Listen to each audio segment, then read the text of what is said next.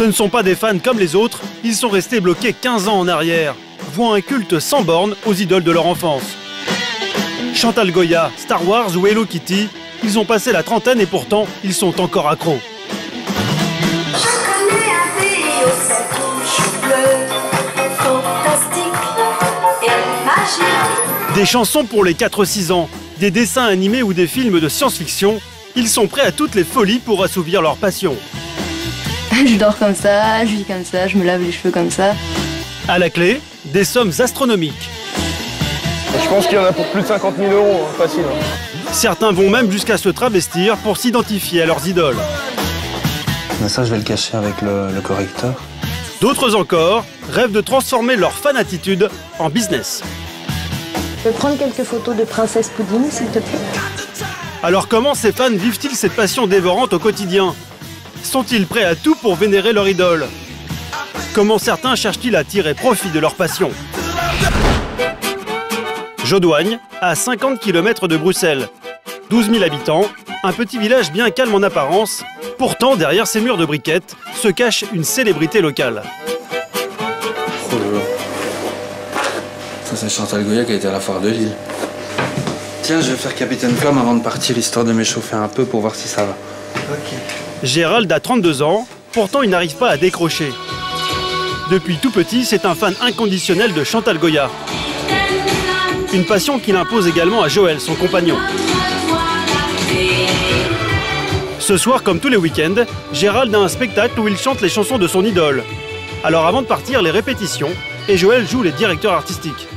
Tu peux mettre un peu plus d'énergie et surtout pas toucher tes cheveux quand tu fais des gestes parce que ça décache un peu, enfin ça va pas quoi. Et ça fait 30 ans que ça dure. Une vie entière dédiée au culte de la chanteuse. Et autant de souvenirs qui s'entassent sur les étagères de la chambre. C'est Bécassine, en disque, donc en vinyle coloré. Et bon, maintenant, c'est une pièce rare, évidemment. Et c'était le tout premier que j'ai eu. Un premier vinyle à l'âge de 2 ans, car sa passion est héréditaire. Sa mère aussi était totalement fan. Alors les chansons de Chantal, il les écoute depuis le berceau. Son meilleur souvenir, sa rencontre avec son idole, un moment inoubliable. J'étais très ému, j'arrivais plus à parler parce que je rencontrais Chantal Goya. Et je lui ai simplement dit, moi je voudrais bien un bisou. Et ça c'est mon cœur d'enfant qui parlait à ce moment-là. Un bisou pour un grand garçon de 22 ans déjà, et qui a rendu Gérald totalement accro. Depuis 10 ans, il est même devenu transformiste. Il se produit sur tous les podiums de la région déguisé en Chantal Goya. Et j'ai commencé par Bécassine, et puis par le lapin, et puis j'ai vu que ça prenait, et puis le Capitaine Flamme, évidemment, qui fait énormément de souvenirs aux générations de 80, bien sûr. Alors chaque fin de semaine, c'est la même métamorphose. Gérald devient Cristal Goya. Et pour ça, il a plus d'une dizaine de robes dans son dressing. Ouais. Mais Gérald n'en a jamais assez. Aujourd'hui, accompagné de sa meilleure amie, il écume tous les marchés de la ville pour dénicher le tissu de sa prochaine robe. Celui où tu as l'habitude d'aller plutôt Je vais un peu partout, tu vois, je vais regarder où les tissus sont de très bonne qualité, moins chers. Ah bah regarde celui-là. Oh punaise! J'achète le tissu qui se rapproche le plus des robes de Chantal Goya. Bon, par exemple, celui-ci, vous avez un tissu à 2 € du mètre. Maintenant, on peut avoir un tissu qui va être un peu plus cher, à 5 €. Bout à bout, évidemment, ça va très vite, quoi. Vous êtes vite à 100 € quand vous sortez du magasin. Je suis respectueuse du travail qui est fourni. Les tenues sont vraiment les mêmes tenues, les mêmes robes et tout ça que la vraie. Donc ça, je trouve que c'est... En plus, j'ai su après que c'était lui-même qui faisait ses robes. Alors moi, qui est incapable de faire autre chose qu'un ourlet, vous pensez que j'ai été admirative tout de suite. Et elle aussi sait de quoi elle parle, car c'est une fan acharnée, mais de Frédéric François.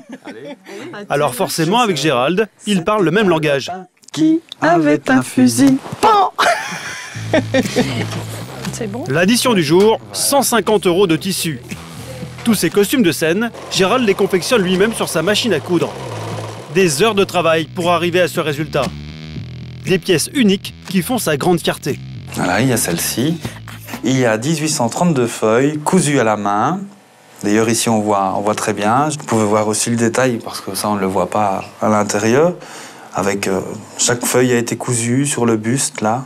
Ça m'a pris donc 9 mois, et pour avoir un résultat presque aussi bien que celle de Chantal, quoi. L'heure tourne, Gérald doit se maquiller pour le show. Et il y en a pour au moins 2 heures.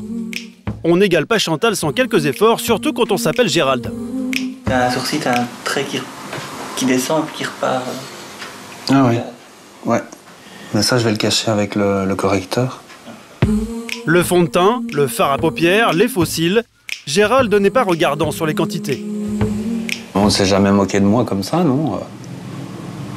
Je vois pas pourquoi, donc c'est une passion. Maintenant, j'accepte toutes les critiques, donc ça va, quoi. On ne peut pas plaire à tout le monde. Et pour que tout ce maquillage ne dégouline pas pendant le show, Gérald a une technique bien à lui. Se vider une bouteille de lac à cheveux sur le visage. Et la métamorphose n'est pas terminée. Il faut maintenant se faire la silhouette de Chantal. Et là encore, Gérald a ses petites astuces.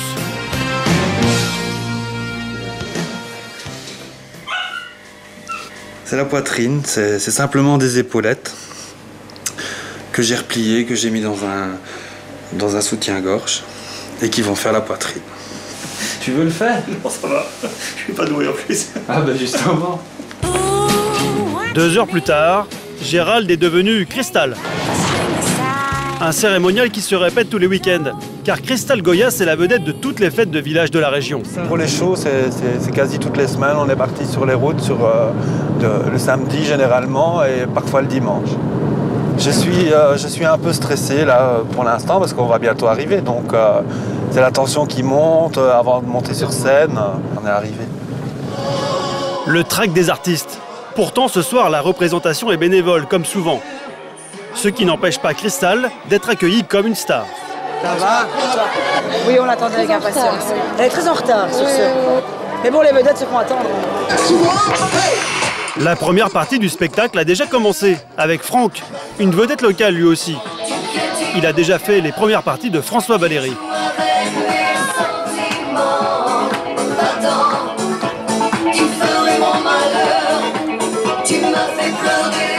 Cristal doit maintenant enfiler son costume de scène. Mais la production a tout bonnement oublié de lui prévoir une loge, alors elle fait avec les moyens du bord. Wow, je rentre encore dedans. Oh, génial. Des loges champêtres, mais on s'adapte. C'est la toute première fois que ça m'arrive. J'en demande pardon à Chantal, bien sûr, de m'être changé comme ça en pleine nature. Mais bon, que voulez-vous, quand on est artiste, il faut accepter toutes les conditions, même celle-ci. D'ici quelques instants, elle présente pour vous ce soir Cristal Goya.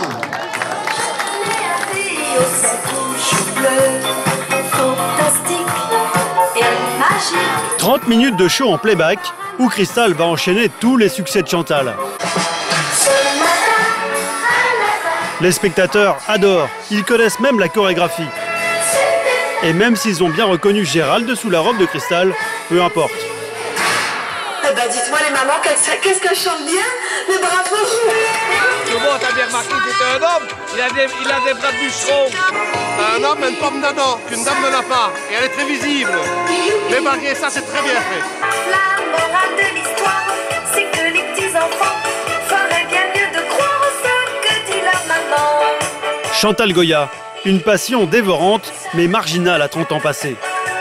D'autres héros d'enfance suscitent en revanche un engouement de masse. Et c'est toute une génération qui est restée accro. QC, un petit village en plein cœur de l'Auvergne. Une bande d'extraterrestres vient à peine d'atterrir. La génération Star Wars. Ils ont tous entre 25 et 40 ans et sont fans depuis l'enfance de Dark Vador et des Jedi. Tous les ans, ils se retrouvent pour une convention intergalactique. Le clou du week-end, un grand quiz qui réunit les fans les plus fervents. Qui se bat contre un Aclé sur Géonosis?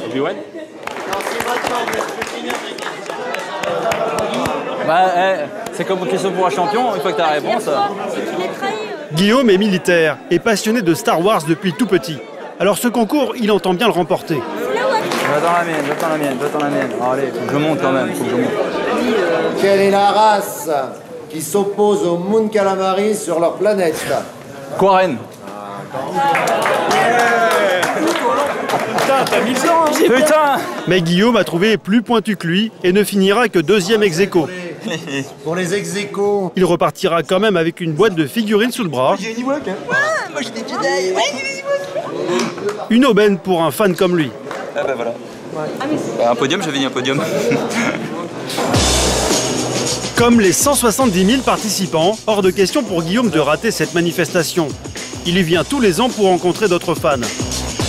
Et cette année, il va même pouvoir approcher les acteurs du film, pour lui, des dieux vivants. Et sur leur compte, il est incollable. À côté, nous avons donc Kenneth, qui est l'amiral Piet, qu'on voit donc dans l'épisode 5, l'Empire contre-attaque, et dans l'épisode 6, le retour de Jedi. Nous avons donc Richard le Parmentier, qui est donc l'amiral Moti dans l'épisode 4. Les fans ici sont incroyables. Et leurs enfants vont continuer.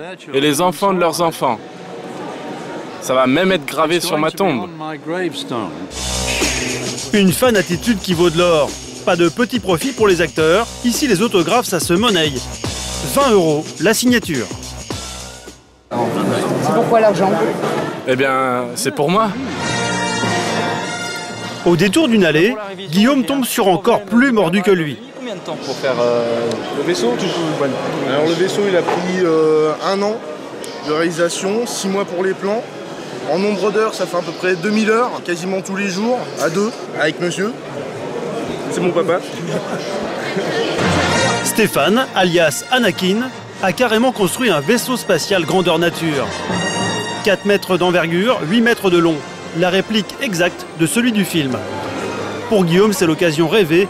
Il s'installe dans le cockpit.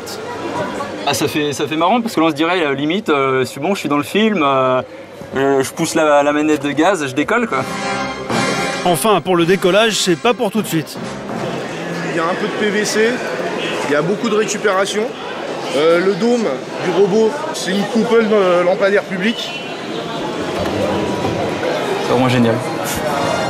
Une navette spatiale qui a valu à son constructeur les honneurs du journal local. Une gloire pour Stéphane, car il consacre toute sa vie à son film culte. Et pour assouvir sa passion, il dépense sans compter. DVD, photos, figurines, une collection unique.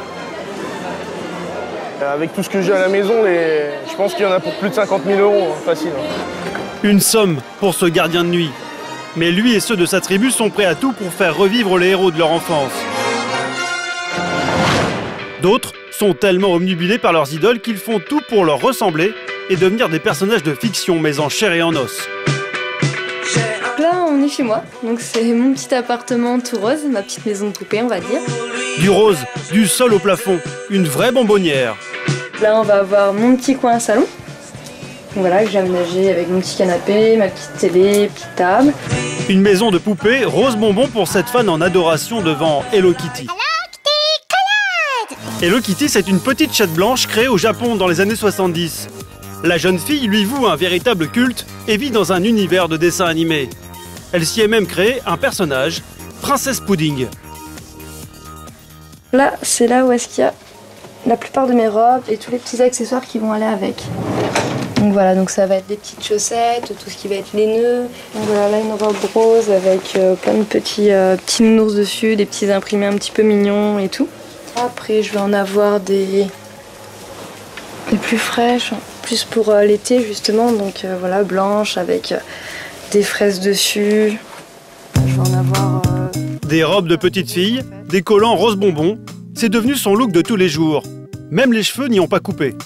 Ça, c'est des dreads synthétiques tressés dans mes cheveux. Donc fait un peu à l'image des sucres d'orge, on va dire. Et au bal devant, oui, c'est mes vrais cheveux qui sont teints. Je dors comme ça, je vis comme ça, je me lave les cheveux comme ça. C'est vraiment comme mes cheveux en fait. Un look hors du commun et un métier qui l'est tout autant. Princesse Pudding est en formation pour devenir tatoueuse. Tous les matins, elle prend sa voiture, rose évidemment, pour se rendre dans la boutique de ses parents. Sa spécialité, ni dragon, ni serpent, mais des motifs beaucoup plus bon enfant. Des gâteaux, rien que des gâteaux. Donc je me suis spécialisée dans mon style en fait. Donc des choses très mignonnes, très colorées. Et également beaucoup de cupcakes, des petits gâteaux, des petits bonbons, plein de petits trucs comme ça en fait. Donc disons que c'est un petit peu ma marque de fabrique. Ici, le look de pudding ne dépareille pas. Maman et papa, eux non plus, ne sont pas très conformistes. Pourtant, ils le savent, leur fille ne passe pas inaperçue. J'ai déjà un look à part aussi, donc voilà quoi. C'est juste problématique quand elle va se promener quelque part, quoi. Quand un gamin a un look à part, on sait qu'il y a des gens qui acceptent pas, donc qui sont susceptibles de les taper, quoi. C'est déjà fait agresser par des gens dans la rue, insulter, failli se faire taper dessus. Direction Paris. Princesse Pudding a rendez-vous dans une agence de mannequins. Et dans les rues de la capitale, elle n'est pas la moins regardée. On dirait un personnage de bande dessinée, de manga. Alors on se croit au Japon, là.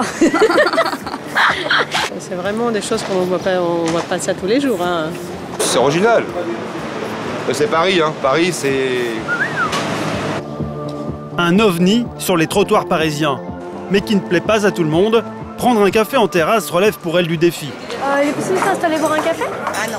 Ah bon merci quand même. Au revoir. Il est possible de s'installer en terrasse? Moi, ce sera à l'intérieur plutôt. Souvent, on va refuser que je m'installe en terrasse parce que c'est visible en fait. Donc on me dit non, on a une petite place à l'intérieur du restaurant ou quoi. Donc ça arrive assez régulièrement en fait. Pourtant, ce look à part, Princesse Pudding espère bien en faire un business. C'est ce qu'elle vient chercher dans cette agence de mannequins. Et ce n'est pas n'importe laquelle. Ici, on est spécialisé dans les physiques atypiques. Donc, j'ai demandé à Jérôme de faire quelques photos. Jérôme, tu peux prendre quelques photos de Princesse Pudding, s'il te plaît? Même dans les agences spécialisées, on ne croise pas un tel phénomène tous les jours. La directrice de casting est satisfaite de sa nouvelle recrue. Je trouve ça génial. Voilà, j'avais pas de fille à cheveux roses. Non, mais c'est vrai que c'est un style qui est rare. Et oui, non, je suis contente. Oui. Et le business ne s'arrête pas là. Princesse Pudding aimerait inspirer un personnage de dessin animé, alors elle se donne tous les moyens d'y arriver. Direction le Japan Expo, un célèbre rassemblement de fans de manga. Ici, des originaux comme elle, il y en a dans toutes les allées. Au salon, Princesse Pudding vend des objets qu'elle a confectionnés elle-même. Mais surtout, elle espère rencontrer la créatrice d'Hello Kitty, son idole. Une grande prêtresse, au look bien plus classique que ses disciples. Madame Shimizu veut bien s'entretenir avec vous. D'accord, c'est super. Yuko Shimizu est une vraie sommité au Japon. C'est donc un honneur pour Princesse Pudding. Je suis très honorée de vous rencontrer déjà. Merci beaucoup. Je vous trouve très mignonne. J'adore tous vos petits détails. Vos cheveux, ça brille de partout. Je pense que vous-même, vous pourriez devenir une super mascotte. Mon rêve de devenir un petit personnage pourrait peut-être devenir réalité, oui, grâce à ça. Et c'est vraiment magnifique. C'est un très très beau rêve. Excusez-moi, est-ce que je peux avoir... Princesse Pudding est à deux doigts de réaliser son rêve. Le personnage qu'elle s'est créé séduit les plus grands professionnels. Alors peut-être un jour, comme Hello Kitty, elle se fera une place dans le cœur des enfants.